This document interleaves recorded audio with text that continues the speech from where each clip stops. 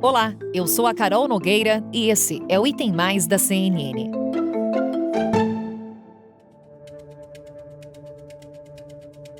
– 26 de fevereiro de 2020. O então ministro da Saúde do Brasil, Luiz Henrique Mandetta, confirmava o primeiro caso de Covid-19 no país.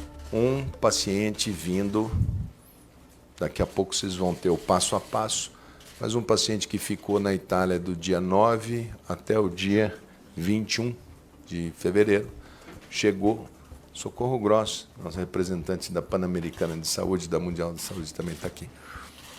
O paciente chegou assintomático, sem nenhum tipo de sintoma febril, ou de tosse, ou de gripe. Ele permaneceu sexta, sábado, no domingo fez uma reunião familiar de retorno da viagem e na segunda-feira procurou uma unidade de saúde e, em função do nexo com a Itália, lá o pronto atendimento que foi dado e o padrão de excelência que foi dado no atendimento do Hospital Albert Einstein foi digno de nota, porque coletou o material e o Einstein ele adotou o mesmo padrão de excelência nas PCRs do Ministério da Saúde. Com isso, quando ele confirma positivo, ali naquele momento a gente faz a contraprova por segurança e controle.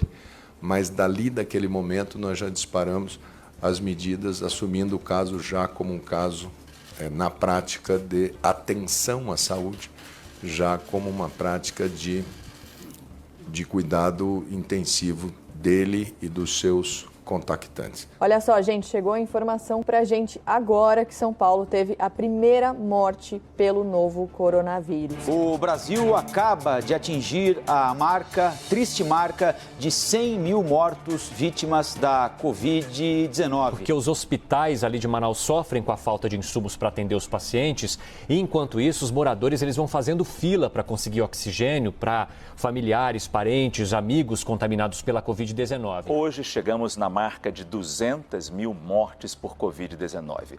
Bastou menos de um ano para que essa tragédia tirasse a vida de tanta gente. Está vacinada, portanto, a primeira brasileira contra a Covid-19. Um conjunto de estudos com quase 100 cientistas em todo o planeta, publicado na revista Nature, mostrou que a cloroquina e a hidroxicloroquina não são eficazes contra a Covid-19. Hoje atingimos um triste número aí na pandemia. É uma tragédia. Mais de 300 mil brasileiros morreram por causa da Covid. A pandemia colocou o Brasil no maior colapso sanitário e hospitalar da história. 24 estados mais o Distrito Federal estão com ocupação igual ou superior a 80%. O ministro Pazuello tem trabalhado arduamente para melhorar as condições sanitárias do Brasil.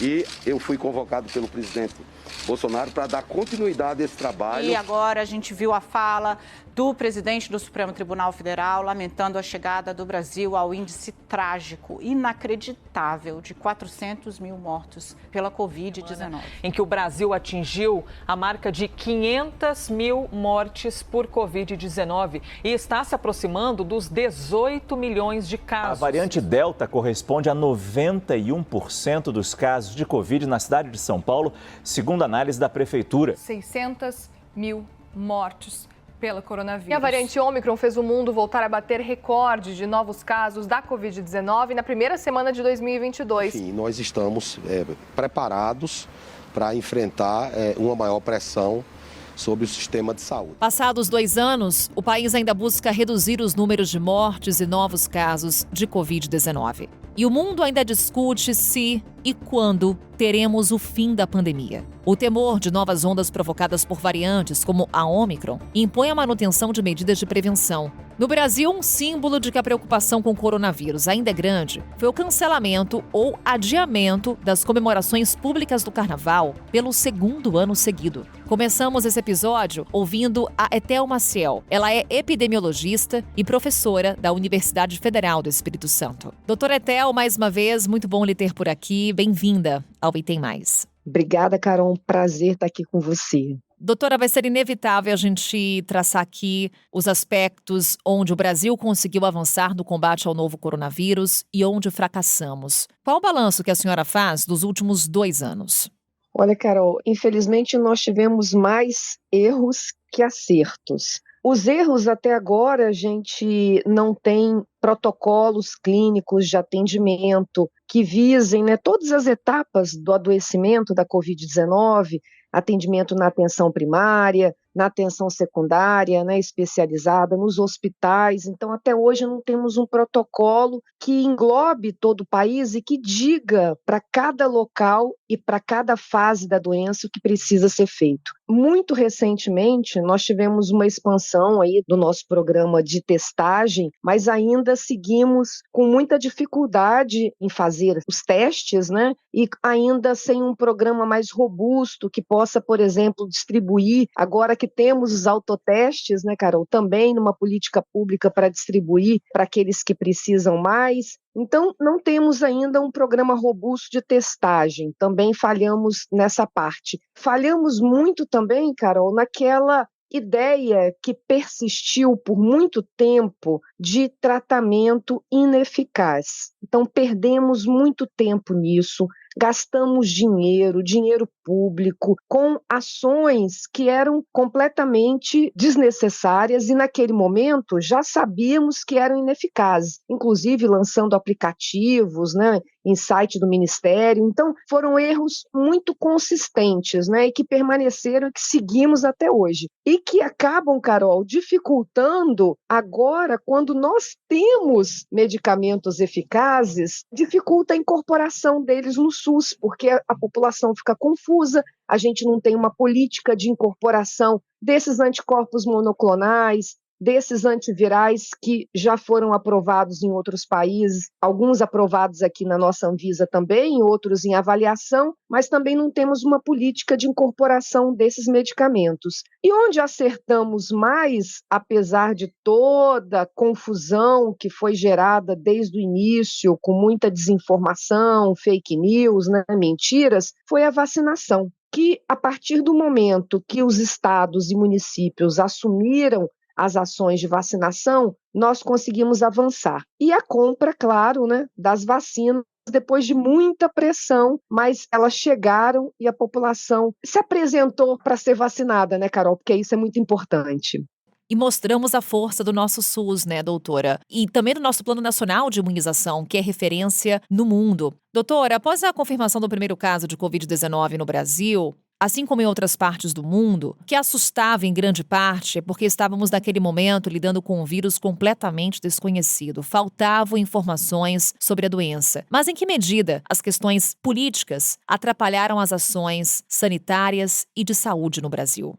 Atrapalharam muito, Carol. Podemos observar isso de forma muito concreta na troca de ministros, que a cada vez que um ministro da Saúde seguia as orientações internacionais, seguia as evidências científicas que tínhamos até aquele momento, ele era retirado por questões políticas em desacordo com o presidente. Então, isso foi tudo muito ruim e nós não tivemos sequer, Carol, um plano de compras. E é muito importante a gente lembrar disso também, uma das nossas falhas que eu esqueci de apontar, né, por conta dessa falta de articulação centralizada do Ministério da Saúde, que não tínhamos previsão de compras, por exemplo, de respiradores, de medicamentos que permitiam a intubação, né, aqueles anestésicos e oxigênio, tudo que aconteceu depois por uma falta de centralização na política de compras, porque fica tudo muito mais barato quando você acaba fazendo essa negociação conjunta. E isso foi muito desarticulado e também muito ruim e gerado por questões político-partidárias, o que também foi muito ruim para a nossa estratégia de controle. Doutora, olhando para o momento atual em que estamos da pandemia de Covid-19, o que a gente pode trazer de projeção? A gente lembra as comemorações públicas do Carnaval ou foram adiadas ou foram canceladas. Festas particulares ainda vão acontecer em algumas cidades. Tivemos há pouco um novo pico da doença por conta do avanço da variante Ômicron. Como a senhora classifica o momento atual da pandemia no nosso país? Olha, Carol, a pandemia, ela segue no mundo.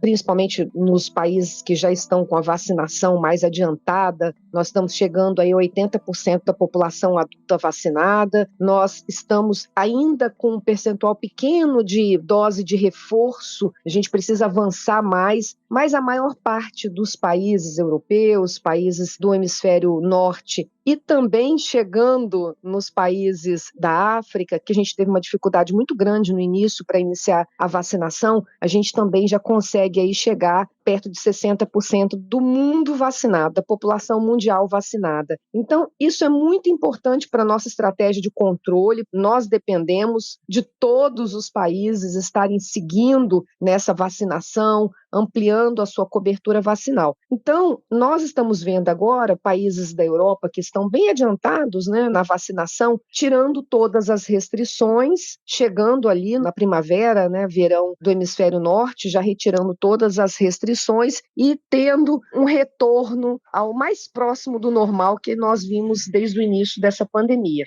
No entanto, nós ainda aqui no Brasil estamos com uma vacinação de terceira dose, de dose de reforço, muito atrasada. Nós estamos com uma lentidão na vacinação das crianças, isso tudo por falta de uma campanha, né, mais incisiva, mostrando a necessidade e a importância da vacinação e das doses de reforço, a necessidade da vacinação na faixa etária pediátrica, e isso não está acontecendo, infelizmente, no Brasil. Nós ainda estamos com uma média móvel de óbito muito alta, para mais de 800 pessoas morrendo ainda por dia. Nós ainda temos muitos casos de doença, então eu vejo como muito prematuro qualquer anúncio que diga que nós estamos controlando a pandemia no Brasil. Nós precisamos avançar a vacinação, precisamos ter os medicamentos que são efetivos, que já sabemos, que já temos aprovados no mundo, que são efetivos para tratar a Covid-19, principalmente na população vulnerável. Nós precisamos deles incorporados ao nosso Sistema Único de Saúde, né, disponíveis no SUS. Nós precisamos desses protocolos de atendimento, nós precisamos de mais testes. Então, não temos nada disso ainda para podermos dizer que temos o controle da pandemia e, quiçá, mudar, né, a denominação de pandemia para endemia. Então, eu acredito que nós vamos caminhar para isso, né? A pandemia, ela tem um fim, mas acredito que nós precisamos fazer o nosso dever de casa, garantindo as estratégias de controle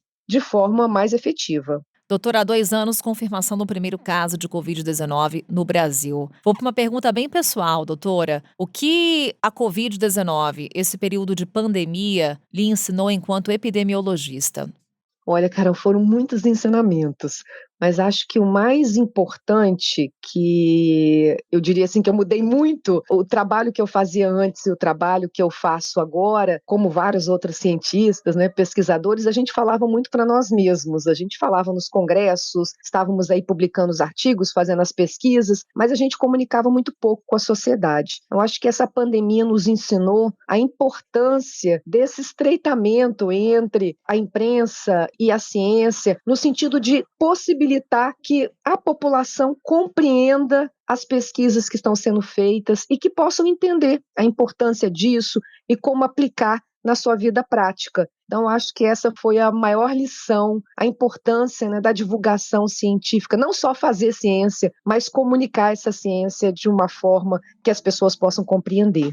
E a gente agradece, enquanto jornalista, enquanto sociedade, por todas as informações prestadas e pelo trabalho da ciência essencial, principalmente em destaque nesse período de pandemia. Mais uma vez, doutora, obrigada por essa conversa. A gente volta a se falar com certeza. Um abraço. Obrigada, Carol. Um abraço e um abraço a todos os ouvintes. O diretor-geral da Organização Mundial da Saúde disse que é possível acabar com a pandemia e que o mundo tem as ferramentas para que isso aconteça. Mas alertou que, enquanto a desigualdade continuar, a pandemia vai persistir. A vacina brasileira fabricada pela Fiocruz está pronta. O imunizante recebeu o aval da AstraZeneca, da Universidade de Oxford, né, para ser distribuído. Isso significa que ela recebeu o selo de aprovação. Novas etapas de vacinação e os esforços para garantir um número cada vez maior de pessoas imunizadas se tornaram passos fundamentais para que a pandemia de Covid-19 chegue ao fim. Os últimos 2 anos foram de dor, muitos mortos por Covid-19. Também foi um período de reflexão e de aprendizado sobre como evitar o contágio, sobre o valor da ciência, da busca por respostas para lidar com um vírus até então desconhecido. Vamos ouvir na segunda parte desse episódio o Jamal Suleiman. Ele é infectologista do Hospital Emílio Ribas. Dr. Jamal, sempre um prazer conversar com o senhor. Bem-vindo ao Item Mais. Muito obrigado. É sempre um prazer, da minha parte, participar desse importante projeto que é difundir informações seguras nesse momento tão grave da nossa vivência, né? É sempre um prazer, eu estou disponível sempre para vocês. O prazer é nosso, doutor. Há pouco falávamos da projeção com relação ao avanço do coronavírus no nosso país. Tivemos agora, no início do ano, doutor, o novo pico da doença, devido ao avanço da variante Ômicron. O quanto essas mutações, o quanto o fato do vírus ainda estar circulando faz com que o fim da pandemia ainda esteja longe? A evolução de qualquer infecção viral, principalmente essas de transmissão respiratória, segue um curso em que, num ponto final dele, a gente deve entrar num estado de equilíbrio, porque aí a população já vai estar vacinada e o vírus não deve sofrer grandes alterações, porque ele não vai encontrar mais indivíduos suscetíveis. Nesse ponto, né, nesse momento, o que é fundamental? As estruturas de vigilância molecular e epidemiológica. A saúde pública precisa estar alerta, primeiro, para garantir que a população esteja imunizada. E a imunização é fundamentalmente através de vacina para aquele determinado agente. No caso aqui, Covid, né, o SARS-CoV-2. Então, se você estabelecer esses pilares de vacinação e a sua posterior imunização, vigilância epidemiológica e vigilância molecular, você cerca essa doença de tal forma que você acaba protegendo os indivíduos. Para esse momento da pandemia, o que a gente tem? A gente teve várias mutações e esse vírus adquiriu características distintas em cada uma dessas mutações. A primeira onda, ela veio avassaladora no sentido de promover a morte de pessoas numa velocidade grande e como nunca antes tinha sido visto num curto período de tempo. A segunda onda ampliou essa mortalidade. A terceira, com a Ômicron, o que a gente teve? Um cenário completamente diferente das anteriores. Por quê? Porque a variável vacina já estava posta e esta variante, o que ela fez? Ela funcionou principalmente para as pessoas imunizadas previamente como um booster, como um reforço nessa vacinação, o que promoveu uma situação em que a infecção acabou, a doença, melhor dizendo, acabou ficando concentrada nas pessoas que não tomaram vacina. Não que isso não seja grave, muito pelo contrário. A gente já tem mostrado sistematicamente os dados, e eles são assim no mundo inteiro, entre 8 a 9 pessoas que morrem ou que precisam de uma internação em regime de terapia intensiva, que significa paciente muito grave, são pessoas que não receberam esquema vacinal completo ou não tomaram nenhuma vacina. E aqui é independente da variante. Então, no final das contas, o que a gente tem? Uma infecção viral de transmissão respiratória prevenível por vacina. Daqui a pouco, ainda que o vírus sofra mutações, e a tendência, na medida em que as pessoas estiverem vacinadas, é que estas mutações elas vão perdendo características de gravidade. No momento em que diminuir a proteção das pessoas, isso pode, de fato, emergir de uma forma bastante severa. Tudo para dizer o seguinte, com sistemas de vigilância, né, molecular e epidemiológica, esse risco ele é intensamente minimizado, porque você mantém a observação sobre as pessoas. Por isso, a terceira e a quarta dose para populações específicas, porque a gente vai monitorando todos os dados que estão sendo gerados e observa, ok, a pessoa perde a sua capacidade de proteção num tempo X, ela precisa tomar uma dose de reforço. Então, logo tenhamos todas essas respostas, eu tenho certeza que a gente vai chegar num momento muito mais confortável do que a gente tem hoje. Doutor, o que chama a atenção é que Quando a variante Ômicron foi identificada pela primeira vez no sul da África, voltou o debate com relação à equidade vacinal. Ainda há uma discrepância muito grande da vacinação em países desenvolvidos e países subdesenvolvidos. Não só por questões de logística, não só por questões de acesso à vacina, mas também por questões culturais. O quanto que essa desigualdade acaba impactando nessa projeção de um fim da pandemia? Isso é o exemplo mais eloquente e evidente do que eu acabei de dizer. Então, para que a gente saia desse processo, primeiro, você precisa vacinar todas as pessoas, porque o vírus ele infecta humanos e é nos humanos que ele promove uma doença grave.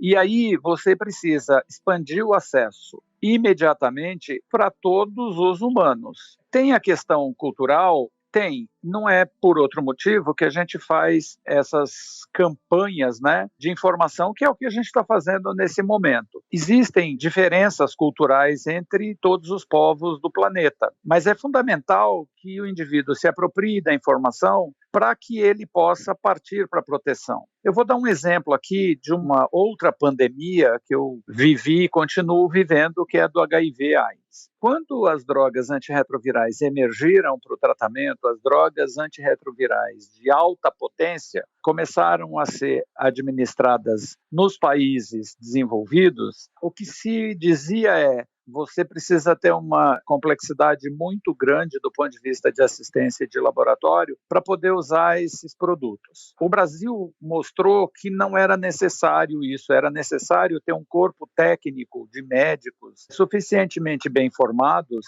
e o SUS fez isso numa velocidade muito grande e expandiu o acesso para todos os pacientes que viviam e que vivem com HIV. O Brasil, depois de ter estabelecido um protocolo de assistência para quem vive com HIV/AIDS, lançou mão de auxiliar o continente africano, onde alguns países do continente africano têm cerca de 20% da população que vive com HIV/AIDS. Veja, 20% da população vivendo com HIV/AIDS, que é uma doença extremamente grave, sem tratamento, o desfecho para essas pessoas, todo mundo sabe qual seria, né? Então, o impacto social, econômico, dramático. O que se fez num continente com todas as questões culturais envolvidas, todas as questões de assistência à saúde difíceis? O mundo se mobilizou e montou uma estratégia para atender essas populações, o que incluiu treinamento numa velocidade muito grande de agentes de saúde, médicos, enfermeiros, auxiliares, disponibilizou tratamento e hoje isso serve de modelo. A gente consegue quebrar cadeias de transmissão de HIV dentro da África. Para a Covid é o mesmo processo. Se você instrumentaliza as pessoas de tal forma que elas se apropriem desse conhecimento e entendam que aquilo está sendo administrado para proteger a vida delas, eu não vejo nenhum problema. Nesse sentido, o papel da Organização Mundial de Saúde é crucial, é fundamental. Articular essa rede de tal forma que a gente tenha que vacinar todo mundo, porque enquanto a gente não vacinar todo mundo, a gente vai estar vulnerável. Esse é o ponto principal. Precisamos vacinar. A equidade não é só uma narrativa, é um direito e uma urgência. É um dever, sem dúvida, doutor. Comecei a nossa conversa fazendo a pergunta que acredito que todos façam nesse momento: quando teremos o fim da pandemia de Covid-19? Para além dessa pergunta, doutor, quais são as outras que fazemos nesse momento e que ainda estamos em busca de respostas? É possível elencarmos algumas das principais questões? Sim, uma das questões que a gente precisa responder é: como fazemos para tratar as pessoas que, apesar da vacinação, podem se infectar e adoecer? Esta resposta a gente ainda não tem. Isso é fundamental. Por que é fundamental? A função da vacina é desenvolver substâncias que possam nos proteger quando a gente for exposto àquele determinado agente. No entanto, existe um percentual na população que, apesar de receber o agente imunizante, não desenvolve esse exército de proteção. Voltando para aquele 8 a 9 em cada 10, a gente tem 1 a 2 em cada 10 que, apesar do esquema vacinal completo, evolui para a doença. E aí nós temos vários tipos de pessoas que podem ser incapazes de ter proteção, com comorbidades e aí inclui imunodeficiências, por exemplo. Então, nós precisamos ter remédios para tratar essas pessoas. E hoje, apesar de termos algumas drogas liberadas para usar, não há droga capaz de mudar essa história natural definitivamente. Nos moldes, por exemplo, do que eu acabei de falar para HIV. Essa resposta ainda não está dada. O fim da pandemia, a gente espera que depois que atingirmos um contingente, um percentual bastante significativo de pessoas vacinadas ao redor do mundo, a gente possa começar a considerar a possibilidade do controle da pandemia. O que vai representar o controle da pandemia? A gente reduzir substancialmente o número de pessoas que adoecem e que morrem dessa doença, que hoje ainda é um número obsceno, né? Alguém se contentar com 100 a 200 pessoas morrendo todos os dias, porque alguns meses atrás a gente tinha 2.000, 3.000 pessoas, não faz o menor sentido. Então a gente tem que transformar essa doença, como a gente fez com sarampo, por exemplo, como a gente fez com a polio, os casos serem absolutamente incomuns para todos, em todas as faixas etárias. E por último, não menos importante, é que a gente tem vacina para humanos acima de 5 anos de idade. A gente ainda não tem vacinas para humanos abaixo de 5 anos de idade, que também são populações que se infectam e que podem ter uma má evolução.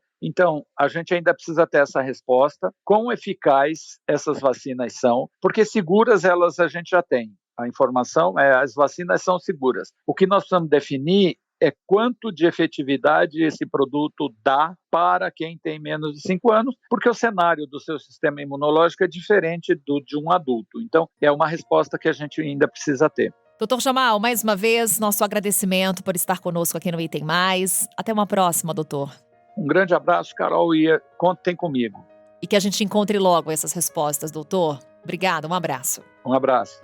Ainda estamos vivendo a pandemia de Covid-19, portanto, cuide-se, proteja-se, vacine-se. A gente volta a se encontrar amanhã. Até lá.